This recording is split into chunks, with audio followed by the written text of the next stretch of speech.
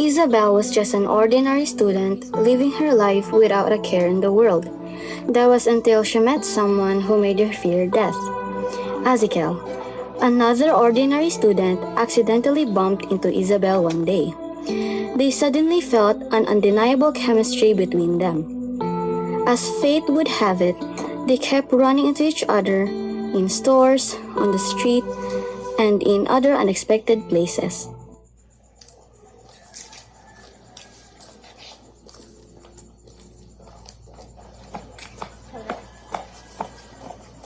Oy!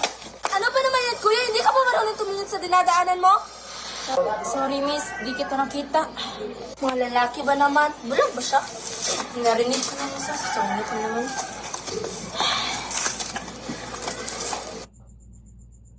Nak, Isabel, bumili ka nga doon ng toyo at suka sa tindahan. Kumuha ka ng pera sa pitaka ko.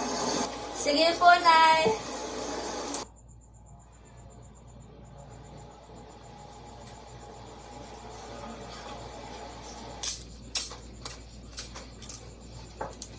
Pabili po. Ano po sa'yo? Di ba ikaw yung nakabangga sa akin? Uy, ikaw pala yan? Oo, ako to. Bakit may problema ka? Wala naman. Sungit mo talaga. Che, pabili nga ng toyo at suka. Sakit mo. Ito na bumalik dito.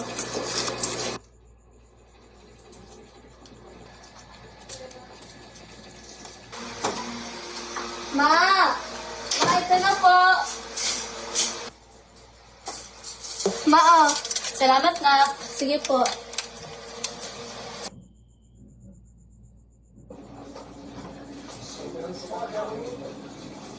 Ma, alis mo na po ako. Magpapahangin lang.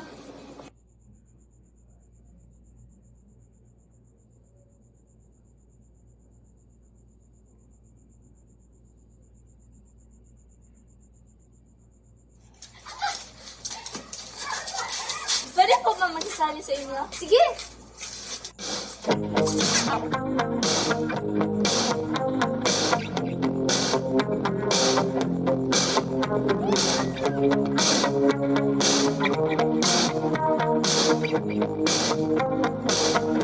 Every breath you take. Bye mga friends, uwi na ako.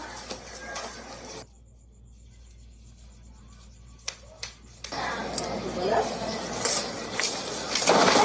pabiglat. Hay, ang palas naman. Bakit ngayon pa talaga umulan? Wala pa naman akong dalang payong.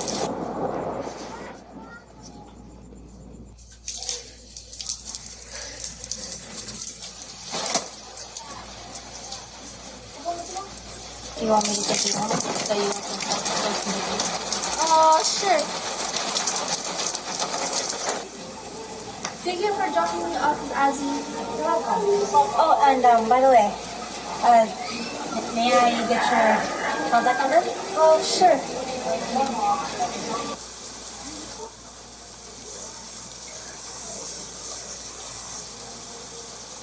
Here you go. You're welcome. Bye.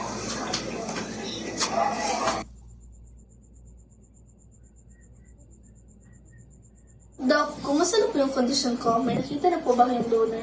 Pasensya ka na, pero lumala na talaga yung kondisyon mo eh. Wala pa rin compatible na donor.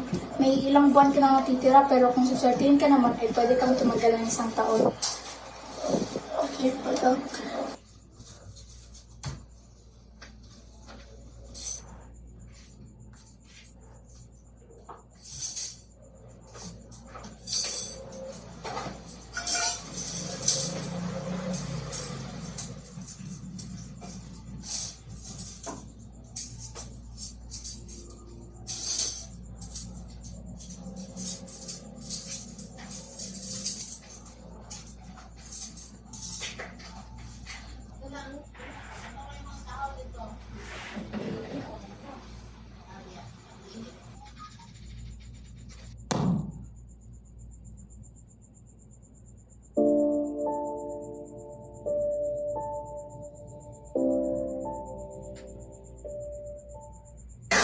Dok, kamusta na po ang anak ko?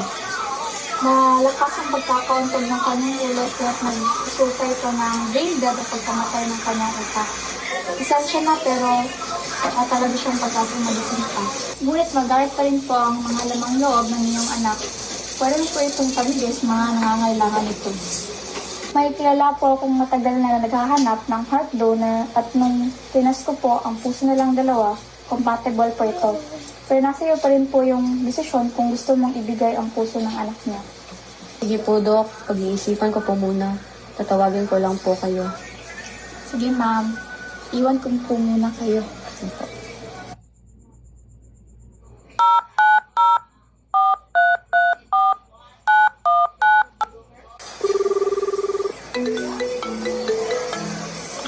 Ma'am, excuse me po. Dok, bakit po kayo napatawag? May magandang balita kami para Sir Isabel. Nangarap na kami compatible na heart donor. Pwede kang pumunta dito bukas para makausap niyo ang magulang niya. Yes! Sige po, Dok. Pupunta na po ako dyan bukas. Hi, salamat! May nakita na talang donor. Mas makakasama ko na ng matagal si Azzy. Hello po, Doc. Sino po yung compatible po na heart donor? Sophia, nasa loob din namin na ngayon. Pwede mo siyang kausapin patungkol sa kung i-donate ba talaga ang puso ng anak niya. Sige po, Dok.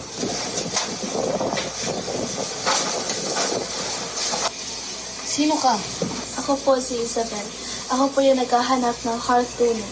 Sa tagal-tagal po namin paghahanap ng heart donor, yung anak niyo lang po talaga yung compatible. Sige, hindi ko ipagdadamot ang puso ng aking anak. Dahil alam kong kailangan mo din ito. Sabi din kasi ng doktor na wala ng pag-asa magising pa ang aking anak.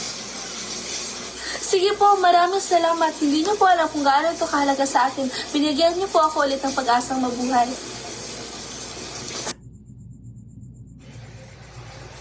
Dok! Dok! Pumayag po yung magulang ni Sofia. At maraming salamat po kasi sa tagal-tagal ng panahon na nagkahanap tayo ng heart donor, na dyan ka po palagi handang tumulong sa atin. Walang ano, ma'am.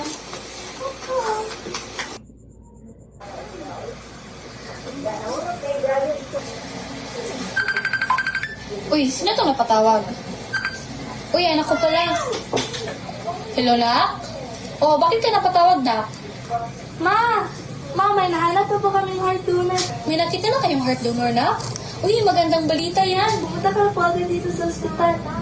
Kausapin mo po si Doc at yung parent ng heart donor po. Sige, Nak. Pupunta na ako ng hospital. Kakausapin ko yung nanay na mag-donate.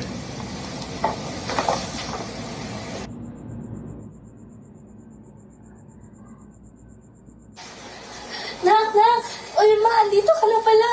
Mabuti naman na kung nakita na tayong heart donor, kit tagal natin itong hinintay. Asan sila na para mapasalamatan ka sila ng personal? Nandun po sila, ma. Tara, ma! Hello po. Ako po si Irish, the mother of Isabel, the one you're donating your daughter's heart with. Ako nga pala si Marie, nanay ni Sofia. Ngunit, kung hindi niyo pagkasasawa ang tanong ko, bakit niyo po ibibigay ang puso ng anak niyo? Tumama ng malakas ang ulo ng anak ko sa upuan. Nagsanhi ito ng pagkamatay ng kanyang utak. Sabi din kasi ng doktor na wala na ding pag-asa magising pa ang aking anak. Kaya't ibibigay ko na lang ang puso ng aking anak sa iyong anak dahil kinakailangan niya din ito. Pasensya na kung naging ganyan ang anak mo. Ngunit maraming salamat dahil pinili mong ibigay ang puso ng anak mo sa anak ko.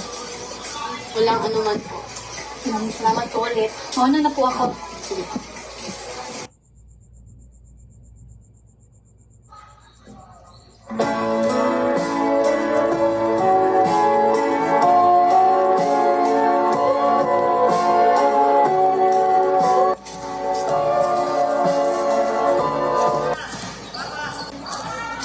May I take your order, ma'am and sir? Chicken lang. Simasin lang po. Sige po, kami nakitap na.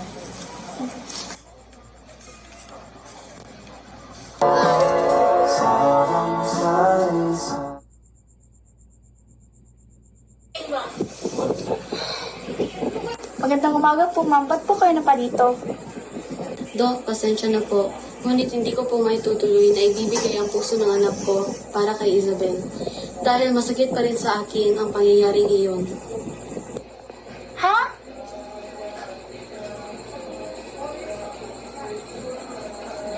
Sige po, respetuhin ko na lang ang desisyon mo.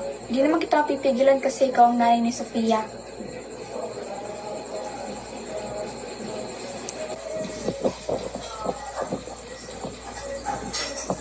Hello, Isabel. May malungkot akong balita para sa'yo. Pasensya ka na pero hindi raw matutuloy ang pagdodonate ng puso ni Sofia. Sabi ng nanay niya. Ha? Ano, Dok? Pero kung yan na talaga ang desisyon ng magulang ng donor, wala na po talaga tayong magagawa dyan. Sige po, Dok.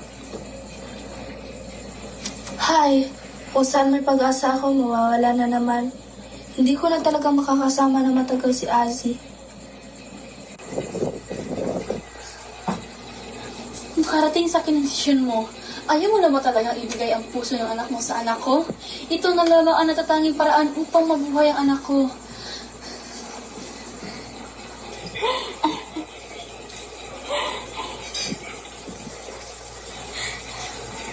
Anak, ginawa ko na talagang lahat para mapapayag ang nanay ni Sofia. Ngunit ayaw niya talaga ituloy ang pagdodonate ng puso ng anak niya. Okay lang yan, Ma. Hindi natin siya mapipilit. Anak niya din kasi yun, eh. Na,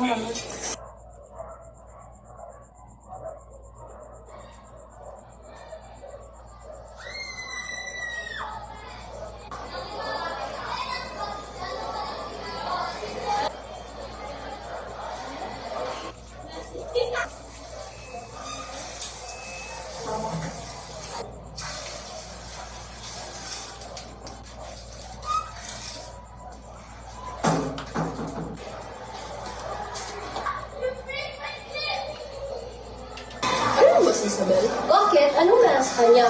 Narinig ko may ilang buwan ba siyang natira para mabuhay o di kaya mga linggo. Talaga ba? Kawawa naman siya. Anong kawawa? Ibagay mo sa kanila.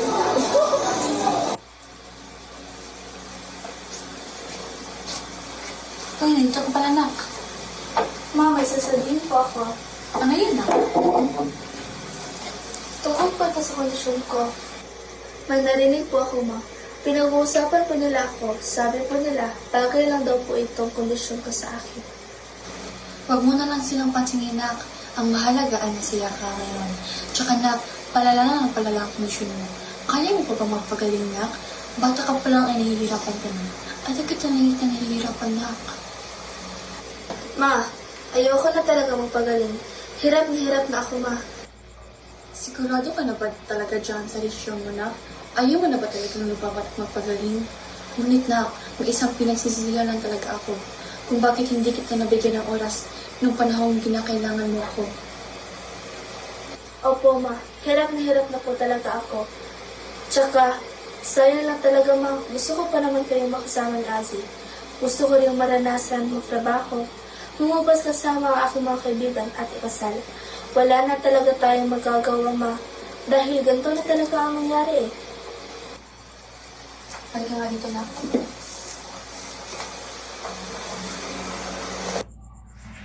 Disappointed, Isabel spent her remaining time with Ezekiel instead.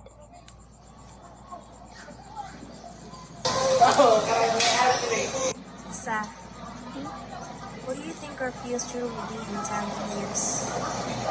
Do you think we'll still be together? Sa, Do you want a dog? Hindi. Gusto mo ba talaga na aso?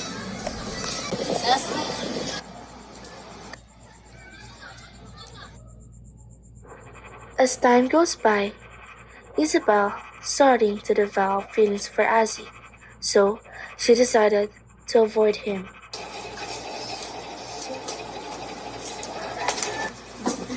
Pabili.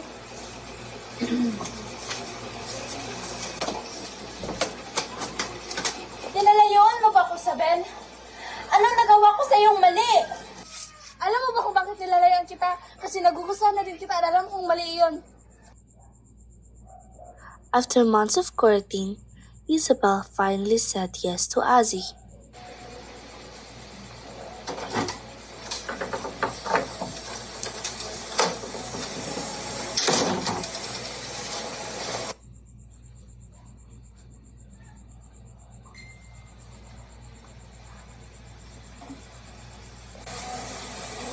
Sige, lumisita muna. Maupo muna kayo. Okay pa.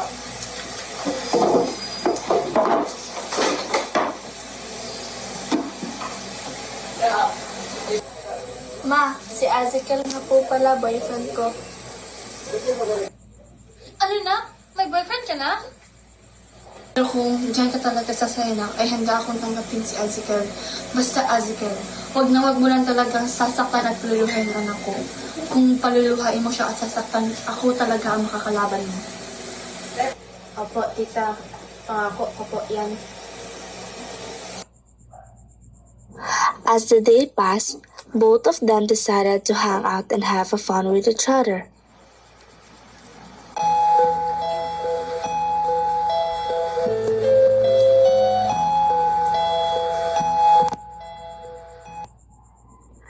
As they were having fun, they didn't expect that the big disaster was coming.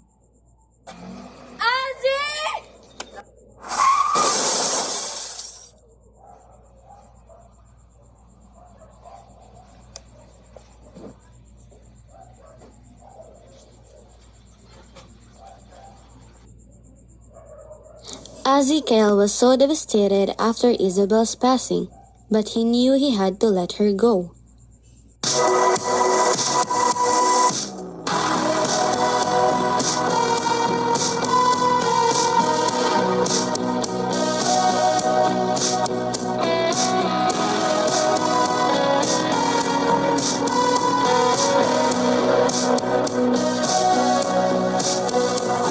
Nang malalim, pumikit na muna.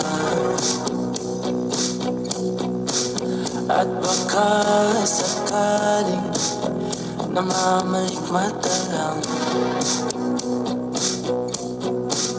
Ba't nababahala? Di ba't ako'y mag-isa? Kala ko'y payapa, boses mo'y tumatawag pa. Pinauna na ang lahat, di na ba